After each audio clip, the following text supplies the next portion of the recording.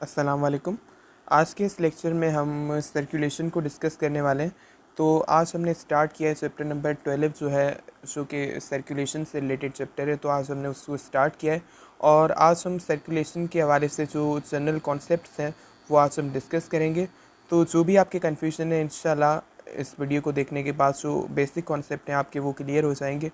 तो आइए स्टार्ट करते हैं। देखें, सर्कुलेशन के अंदर हमें सबसे पहले कह रहा है कि diffusion alone is not adequate for transporting chemicals over macroscopic distances in animals. कह रहा है कि हमारे पास जो केमिकल्स हैं, जो सब्सटेंस हैं, उनको ट्रांसपोर्ट करने के लिए मैक्रोस्कोपिक डिस्टेंसेस तक। मैक्रोस्कोपिक डिस्टेंसेस का मतलब होता है, मतलब एक होता है माइक्रोस्कोपिक, मतलब बहुत ही ज़्यादा छोटा। मैक्रोस्कोपिक का मतलब होता है बहुत बड़ा, बहुत लंबा डिस्टेंस। तो बहुत लंबे डिस्टेंस तक अगर किसी चीज़ को हमें ट्रांसपोर्ट करना है तो उसके लिए हमारे पास डिफ्यूजन सफिशिएंट नहीं है। डिफ्यूजन क्या होता है? डिफ्यूजन किसी भी सब्सटेंस की मूवमेंट होती है from higher concentration to lower concentration. तो उस मूवमेंट को हम क्या कहते हैं? डिफ्यूजन। मतलब कि कोई भी चीज़ जहाँ पे हायर कंसंट्रेशन में होती है वहाँ से वो मूव करती है जहाँ पे उस वो चीज़ लोअर कंसंट्रेशन में होती है उसकी जानिब। तो इस प्रोसेस को हम कहते हैं डिफ्यूजन। तो वो जो हमारे पास डिफ्यूजन का प्रोसेस होता है, सही है, वो डिफरेंट जो हमारे पास बॉडी के अंदर केमिकल्स होते हैं, सब्सटेंस होते हैं, उसको ट्रांसपोर्ट करे लॉन्ग डिस्टेंस तक। तो उसके लिए वो इतनी ज़्यादा एफिशिएंट या एडिक्वेट नहीं है। सही है। For examples, to transport glucose from digestive tract and oxygen from lungs to the brain of animal. अब देखिए, हमारे पास जो डाइजेस्टिव ट्रैक्ट होती है, सही है, तो ग्लूकोज जो होता है ना, सही है, वो वहाँ पे होता है। अब देखिए होता क्या है, हमारे पास हम डिफरेंट जो खाना खाते हैं तो उसमें फॉर एग्जांपल कार्बोहाइड्रेट है, तो कार्बोहाइड्रेट हमारे पास होता है स्टार्च मेनली। तो वो जो स्टार्च होता है उसकी डाइजेशन होती है और उससे क्या बनता है? ग्लूकोज बनता है। अब वो जो ग्लूकोज होता है, सही है, वो डाइजेस्टिव ट्रैक्ट जो होती है उससे एब्जॉर्ब होता है, सही है। तो वो जो अगर डाइजेस्टिव ट्रैक्ट से ग्लूकोज एब्जॉर्ब हो रहा है, सही है, वो हमारे पास डिफ्यूजन के थ्रू डिफरेंट बॉडी के पार्ट्स तक नहीं जा सकता, बिकॉज डिफरेंट जो बॉडी के पार्ट्स हैं उनको ग्लूकोज की नीड होती है, सही है। तो वो वहाँ से एब्जॉर्ब होकर डाइजेस्टिव ट्रैक्ट से बॉडी के सारे पार्ट्स तक डिफ्यूजन के थ्रू नहीं जा सकता। जैसे यहाँ पे कह रहा है कि अगर ब्रेन तक जाना हो उसको, तो वो डिफ्यूजन के थ्रू नहीं जा सकता ना।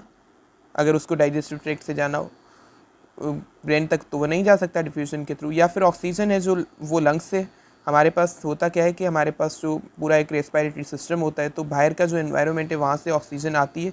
तो कहाँ पे आती है? हमारे पास जो लंग्स होते हैं ना, हमारे लंग्स होते हैं, तो लंग्स में ऑक्सीजन आती है।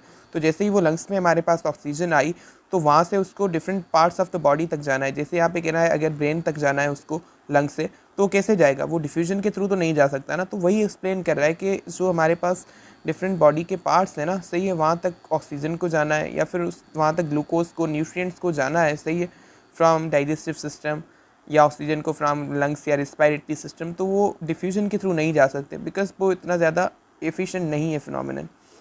कह रहा है कि the time it takes for substance to diffuse from one place to another, क्यों एफिशिएंट नहीं है वो हम पढ़ते हैं। Is proportional to the square of the distance the chemical will travel.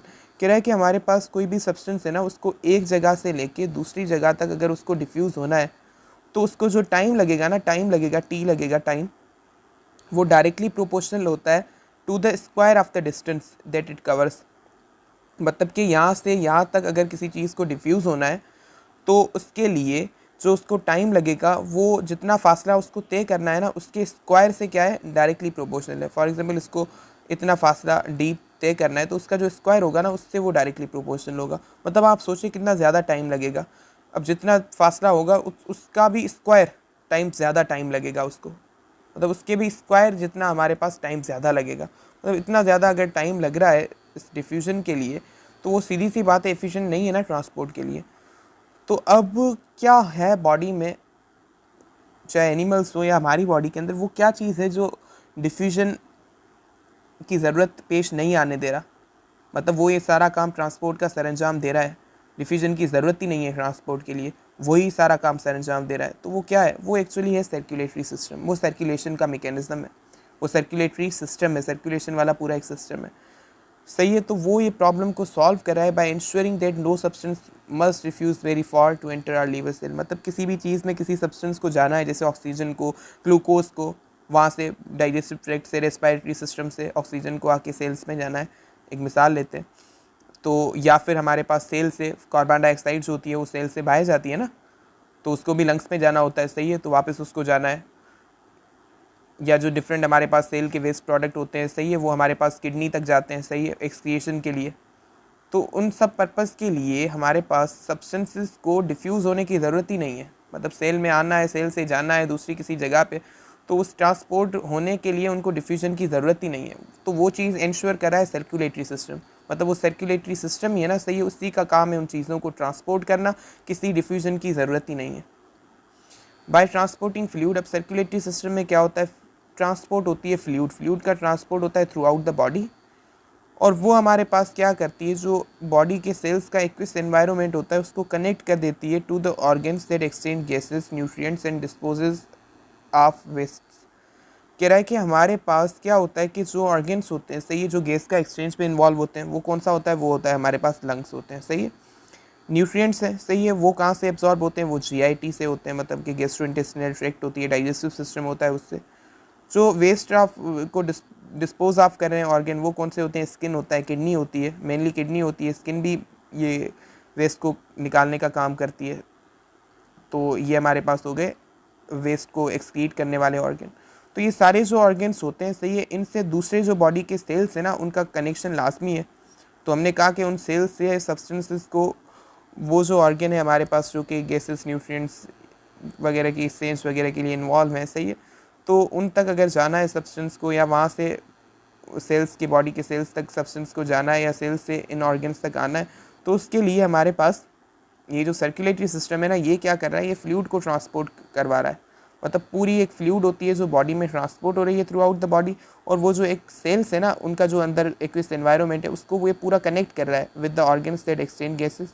मतलब कि जो जैसे लंग्स है, लंग्स में ऑक्सीजन आती है, ठीक है, तो वो ऑक्सीजन सेल्स तक कैसे जाएगी, तो उसके लिए वो पूरा सर्कुलेटरी सिस्टम है ना, वो एक फ्लूइड है पूरी, उसको बॉडी में ट्रांसपोर्ट करवा रहा है, और वो फ्लूइड हमारे पास इन ऑर्गन्स को, लंग्स को जैसे बॉडी के दूसरे सेल्स के साथ कनेक्ट कर रहा है। या न्यूट्रिएंट्स जीआईटी जो होती है, डाइजेस्टिव सिस्टम होता है, उससे एब्जॉर्ब होता है, तो उसको ये कनेक्ट कर रहा है बॉडी के सेल्स के साथ सर्कुलेटरी सिस्टम। या डिस्पोज ऑफ वेस्ट जो कर रहे हैं ऑर्गन, मतलब कि वेस्ट को निकाल रहे हैं, जैसे किडनी है, तो उसको भी कनेक्ट कौन कर रहा है, बॉडी के डिफरेंट सेल्स से, ये सर्कुलेटरी सिस्टम कर रहा है। इसमें ये क्या करता है, फ्लूइड को ट्रांसपोर्ट करवाता है थ्रू आउट द बॉडी, और इस तरीके से जो बॉडी के डिफरेंट सेल्स हैं, उनका जो एक्विस एनवायरनमेंट है, अंदर जो वाटर वाला एनवायरनमेंट है, उसको ये कनेक्ट कर रहा है विद द ऑर्गन्स जो कि गैस, न्यूट्रिएंट्स वगैरह या वेस्ट को डिस्पोज ऑफ करने में इन्वॉल्व है। In the lungs of a mammal, अब एग्जाम्पल दे रहा है कि अगर हम बात करें किसकी, लंग्स की, of a mammal, for example oxygen from inhaled air diffuses across a thin epithelium into the blood, while carbon dioxide diffuses in the opposite direction. अब ये क्या कह रहा है हमें, इसको हम समझने की कोशिश करते हैं। अब देखिए होता क्या है, हमारे पास जो एयर होती है ना हमारे पास, वो नोज़ के थ्रू इनहेल हम करते हैं, तो एयर अंदर आती है। तो एयर अंदर आती है तो डिफरेंट हमारे पास पहले लेरिंग्स होती है, फिर ट्रेकिया होती है, उसके थ्रू वो फाइनली आती कहाँ पे, जो लंग्स होते हैं ना, वहाँ पे आती है एयर। तो जैसे इनहेल की हमने एयर, तो वो लंग्स में गई, तो वो इनहेल एयर होती है, उसमें ऑक्सीजन बहुत ज़्यादा होती है, वो ऑक्सीजन होता है एक्चुअली। तो जैसे लंग्स में आई, तो लंग्स से वो जो ऑक्सीजन है वो कहाँ जानी चाहिए, वो हमें पहुँचानी है बॉडी के जो डिफरेंट सेल्स हैं उन तक पहुँचानी है, ठीक है। और जो बॉडी के डिफरेंट सेल्स हैं, वहाँ पे कार्बन डाइऑक्साइड बनती है, मतलब वो सेल्स जो मेटाबॉलिज्म होती है सेल्स के अंदर, उसके नतीजे में कार्बन डाइऑक्साइड प्रोड्यूस होती है, उसको लंग्स के थ्रू बाहर हमें एनवायरनमेंट में रवाना करना है। और यहाँ लंग्स में जो ऑक्सीजन आई है उसको सेल्स तक पहुँचाना है, कार्बन डाइऑक्साइड को लंग्स में भेजना है।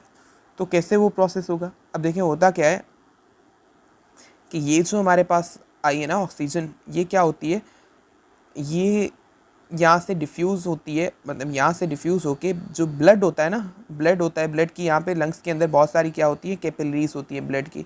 तो उन कैपिलरीज के अंदर यहाँ से लंग्स से ये डिफ्यूज़ होके आती है कहाँ पे, ब्लड की कैपिलरीज के अंदर। मतलब ब्लड की जो कैपिलरीज होती हैं, छोटी छोटी वेसल्स होती हैं, उनके अंदर ये ऑक्सीजन आ जाती है, और इस तरीके से ब्लड में हो जाती है शामिल। और वो जो हमारे पास वो ब्लड है, वो पूरा जो सर्कुलेशन है, उस ब्लड के थ्रू ये फिर हमारे पास ट्रांसपोर्ट होकर ऑक्सीजन सेल्स के अंदर आ जाएगी। जबकि वो जो हमारे पास सेल्स है ना, उन सेल्स से जो कार्बन डाइऑक्साइड निकली है, वो भी हमारे पास ब्लड के थ्रू, सर्कुलेशन के थ्रू वो चली जाएगी लंग्स में, और फिर वहाँ से वो बाहर चली जाएगी। मतलब कि ये पूरा जो सिस्टम है ना, इसको हम कह रहे हैं सर्कुलेटरी सिस्टम। जिसने क्या कर दिया, ये जो लंग्स है ना, इन लंग्स को हमारे पास दूसरे जो बॉडी के सेल्स हैं उससे कनेक्ट कर दिया डिफरेंट चीज़ों के ट्रांसपोर्ट के लिए। तो यही चीज़ हमें यहाँ पे समझाने की कोशिश कर रहा है। ये कह रहा है in the lungs of A mammal for example oxygen from inhaled air diffuses across a thin epithelium. वो थिन एक एपिथेलियम होती है, सही है, उसके थ्रू हमारे पास वो पहले पहले डिफ्यूज़ होकर ब्लड में जाती है, सही है। वो एपिथेलियम कौन सी होती है? Thin epithelium. वो जो हमारे पास वेसल्स होती हैं ब्लड की, उनकी जो एपिथेलियम होती है, सही है, उसके थ्रू ये डिफ्यूज़ होके आती है ब्लड के अंदर। उसके बाद कि जो हमारे पास कार्बन डाइऑक्साइड होती है वो अपोजिट डायरेक्शन में डिफ्यूज़ होती है, मतलब लंग्स में हमारे पास ब्लड के थ्रू कार्बन डाइऑक्साइड जो डिफरेंट टिश्यूज़ हैं वहाँ से कार्बन डाइऑक्साइड कहाँ पे आती है? लंग्स में आती है। तो लंग्स में जो हमारे पास ब्लड कैपिलरीज हैं उनके अंदर कार्बन डाइऑक्साइड पड़ी है, ब्लड से निकल के डिफ्यूज़ होकर वो लंग्स के अंदर जाती है और फिर लंग्स से वो बाहर एक्सेल हो जाती है, सही है। उसका मतलब कि हमारे पास जो सर्कुलेटरी सिस्टम है ना, सही है, वो क्या कर रहा है? ऑक्सीजन रिच ब्लड को डिफरेंट पार्ट्स ऑफ बॉडी तक कैरी कर रहा है। ब्लड हमारे पास टिश्यूज़ के थ्रू कैसे हमारे पास सर्कुलेट करता है?